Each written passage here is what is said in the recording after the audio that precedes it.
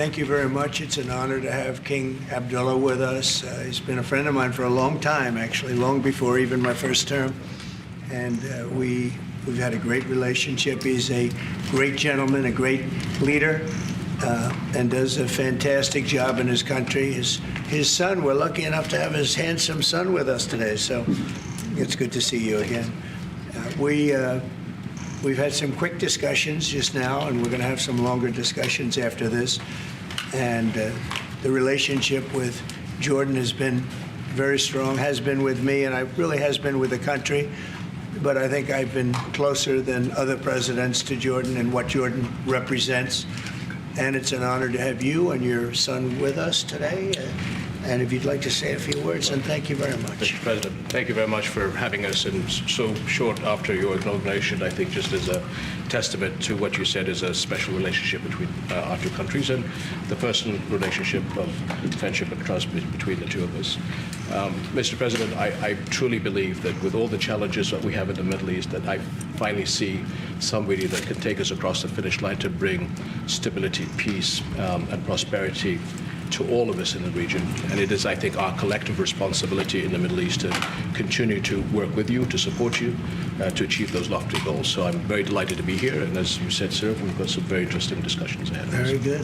Very good. Thank you very much. Mr. President, many people in the region, especially Jordan, are worried about the annexation of the West Bank. Will you give His Majesty the King guarantee that you won't allow Israel to annex the West Bank? And how are you going to I think that's going to work out very well. That's not really what we're talking about today. I think that's something that's going to work out automatically, and it's in good shape. And we discuss it, and other people have discussed it with us and with me. That's going to work out. West Bank is going to work out very well. Mr. President, why should the king take in the Palestinian people? He's made clear he doesn't want to. Well, I don't know, but he may have just something to say, because we discussed just briefly. I think maybe you want to say it now, or? Well, Mr. President, I think we have to keep in mind that there is a plan from Egypt and the Arab countries. We're being invited by Mohammed bin Salman to discussions in Riyadh.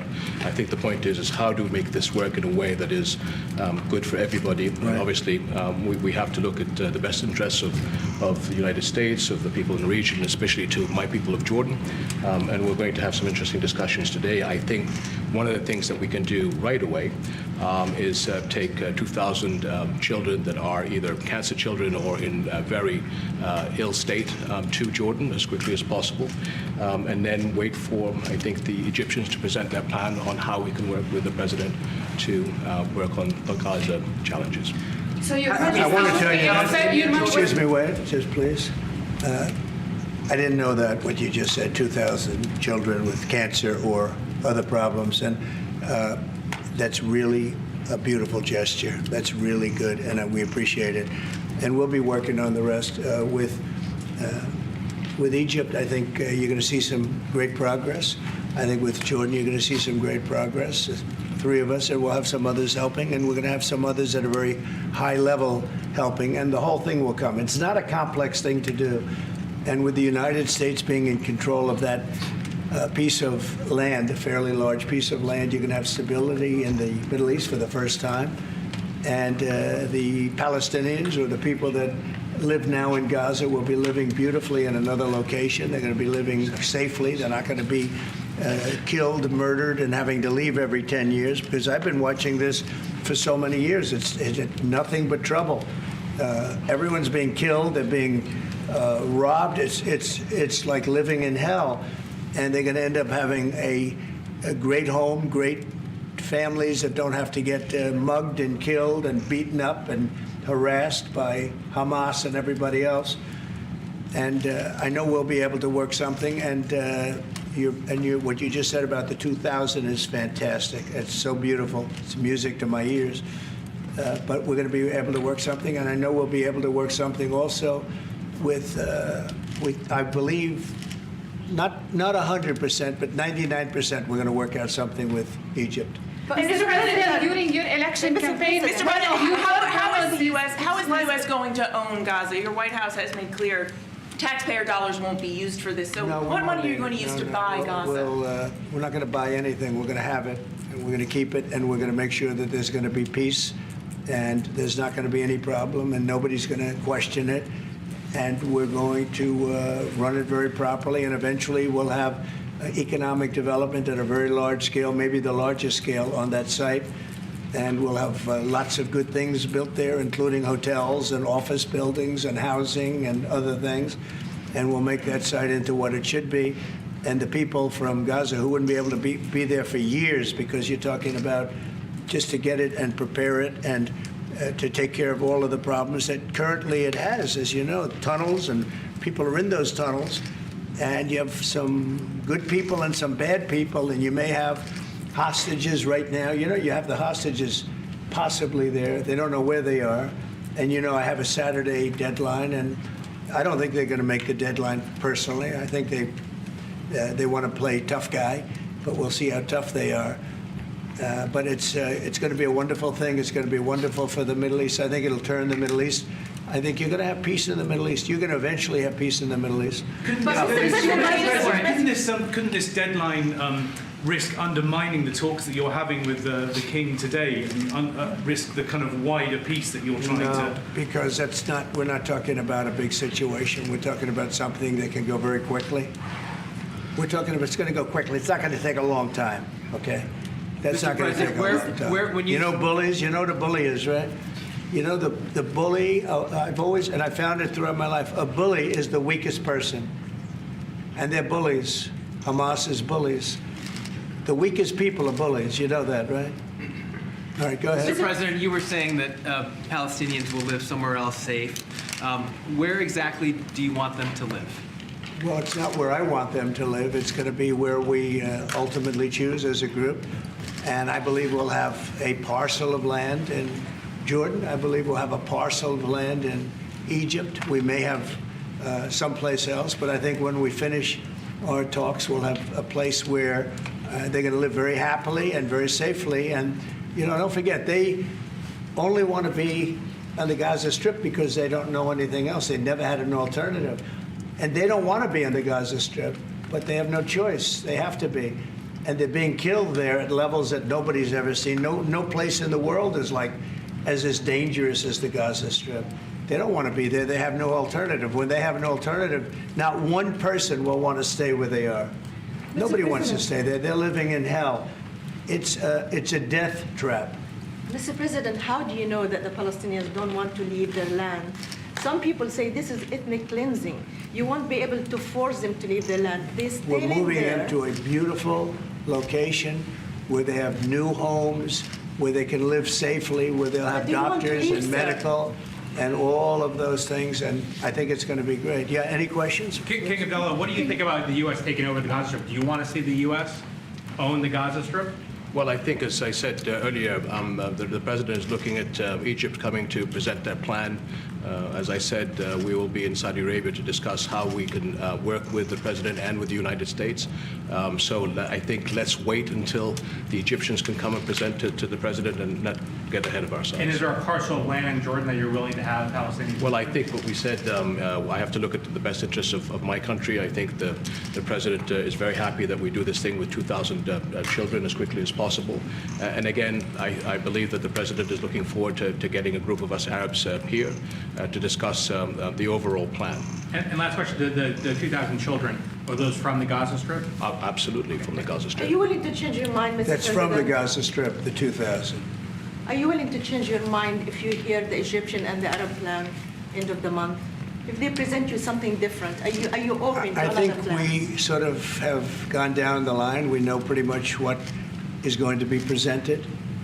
And I think it's going to be something that's going to be magnificent for the Palestinians. They're going to be in love with it. I did very well with real estate. I can tell you about real estate. They're going to be in love with it. But Mr. President, doesn't concern you that moving 2 million people from It's a there? very small number of people relative to other things that have taken place over the decades and centuries. It's a very small number of people. And they're living a terrible life. Look at the way they're living now. Nobody's living like that in the entire world. They're living under buildings that are mostly fallen down and will continue to fall down.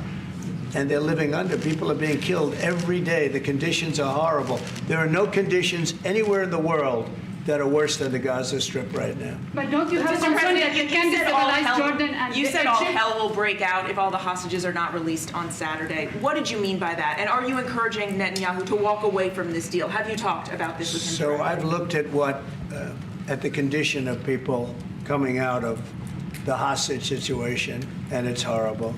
I looked at the before and after yesterday. 3 young men. One is dead now, as you know, the older gentleman who died, which everybody said he was alive and well. He's dead. But the 3 young men, and I looked at them from a short while ago, and I looked at them now. They're emaciated. They look like Holocaust survivors. They looked, I mean, they'll get better, but they're in rough shape. They were treated really badly, and we've heard things from them since. And I think the reason that Hamas is playing so cute is because they saw the reaction to these 3 people that came out, and the other was, look, the one young lady had her hand blown off practically, and they were not in great shape either. But she's missing her fingers and a big part of her hand. You know what she did? She was stopping a bullet that was aimed at her. She went like that, and it blew off her hand. No, I think I think they want time, because I think the people that they have living are in such bad shape, because they're sending the most healthy people out because they don't want to send the least healthy people out. And there was an uproar when they saw the people from yesterday. So these people are, so I don't want to do 2 and then we do another 2 in another week and then we do 4 in 3 weeks. No. They either have them out by Saturday at 12 o'clock or all bets are off. Mr. President, Mr. President, would you still consider withholding aid to those countries if they don't accept your plans to accept? Well, I don't want to say that because we've had such a good relationship and we're doing so well just in the short time that we've been talking. I mean, the king just made a statement. I didn't ask him to do that, about literally saving 2,000 young children from the Gaza Strip. We didn't know about that. You didn't know about that. Nobody did, except for the king and his son. I assume you told your son, right? And I just thought it was great. No, I think we'll do something. I don't have to threaten with money. We contribute a lot of money to Jordan and to Egypt, by the way, a lot, to both. But I don't have to threaten that. I think we're above that. I do believe we're above that. So. Would you consider other countries, not Jordan and Egypt? There was talks about Indonesia, Albania, other places. Yeah, sure. We would. And we have other countries that want to get involved. We have a lot of people that want to get involved. There's a great sense of wanting to help the Palestinians. There's a lot of good countries out there, people that rule those countries with big hearts, and this gentleman is at the top of the list. And if they don't want to leave, how are you going to force them, Mr. President? Oh, they're going to be great. They're going to be very happy. Can you Your give us just Majesty, that, Your Mr. Majesty, President, should we may I- expect that the may I- Jordanian response would be part of a coordinated Arab response? The response will be from a multitude of countries, Arab, international. I know the Europeans want to step in. And again, we'll probably have to look to the help of the United States to make sure that COGAT, which is the clearing agency on the Israeli side, makes this as efficient as possible, because 2,000 kids, the best way to get to them is by helicopters and get them straight to our institutions. And I also believe that quite a few countries would also probably like to take some of those kids and have them treated in their hospitals. So we hope to launch this ASAP. Yes, and that's right. This should have been done by the Biden administration, but, you know, they didn't do anything. They didn't know what the hell they were doing. So this should have been done by the Biden administration. This should have never happened, because October 7th would have never happened if I were president. Zero chance of happening. You wouldn't have had that whole mess where the Middle East got blown up, and you wouldn't have had Ukraine and Russia fighting. That would have never happened. And by the way, we're making good progress there, I think. I really think we're making some very good progress. Mr. President, President, you've said team are you before that putting in the charge U.S. of it? would buy Gaza, and today you just said we're not going to buy Gaza. We're not going to have to buy. We're going to have Gaza. We don't have to buy. There's nothing to buy. We will have Gaza. What does that There's mean? no reason to buy. There is nothing to buy. It's Gaza. It's a war-torn area. We're going to take it. We're going to hold it. We're going to cherish it. We're going to get it going eventually where a lot of jobs are going to be created for the people in the Middle East. It's going to be for the people in the Middle East, but I think it could be a diamond. It could be an absolute tremendous asset for the Middle East, and you're going to have peace. It's going to bring peace in the Middle East. Gaza, the way it is right now, every 10 years you're going to have the same thing happening. I've watched it so long, all the death and destruction of Gaza. The civilization's been wiped out in Gaza. No, it's going to be a tremendous thing. It's fronting on the sea. It's going to be a great economic development job. It's going to put people to work, a lot of people to work, and those people are all going to be from the Middle East. And just to follow up with one on that for King Abdullah, can you clarify again, sir, how do you feel about the U.S. taking Gaza, as the president said? Well, again, this is something that we, as Arabs, will be coming to the United States with something that we're going to talk about later to discuss all these options. And Mr. President, take it under what authority? It is sovereign territory. Under the U.S. authority. And Mr. President, would you seek to personally develop property in Gaza after this happens? No, I've had a great career in real estate. Mr. President, your team. You know, when you've done what I've done in the last number of years, including the 4 years that we should have been doing something else, frankly, because people see that now for sure.